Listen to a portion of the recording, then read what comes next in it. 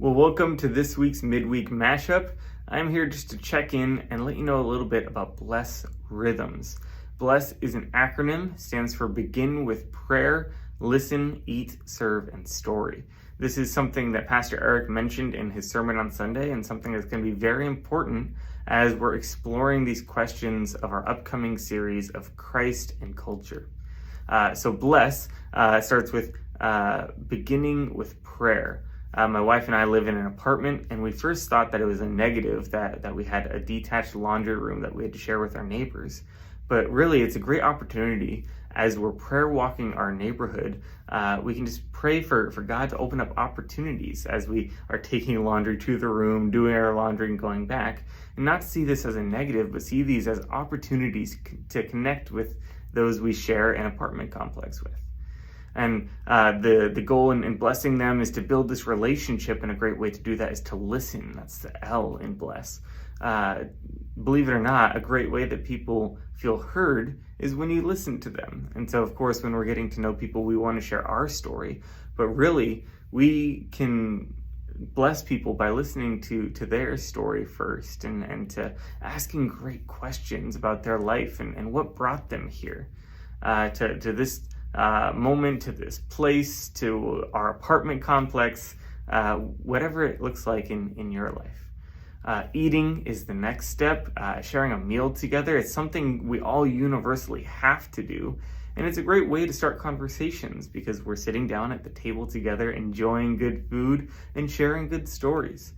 Then we go into the S's, the serve. Like, how can I serve you? I've heard your story, and I see that you have a student in junior high or high school who's struggling with math, and I have a degree that's applicable. How can I help with that? Or maybe it's something like, my neighbor is elderly. Let me go and mow your lawn for you because you've been complaining about your back when you're sharing your story.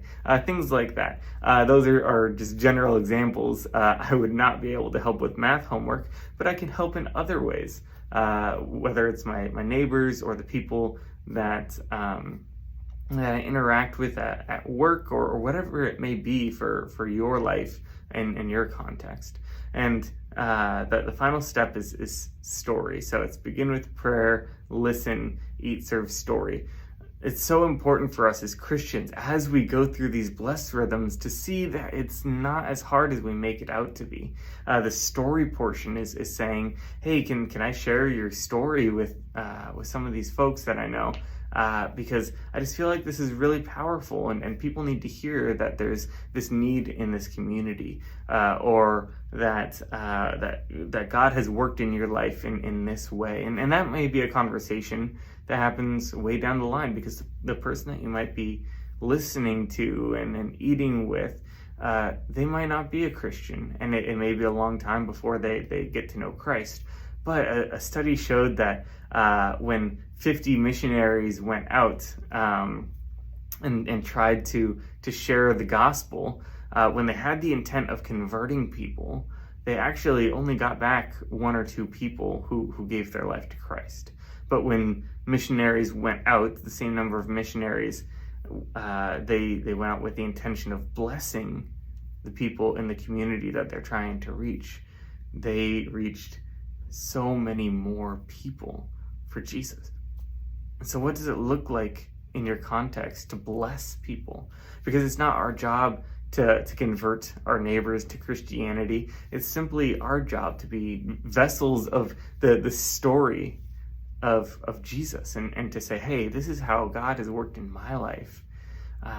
What is it that you believe? And over time, let's have discussions. Let's do a Discovery Bible study, and maybe you'll see that God has been working in your life too.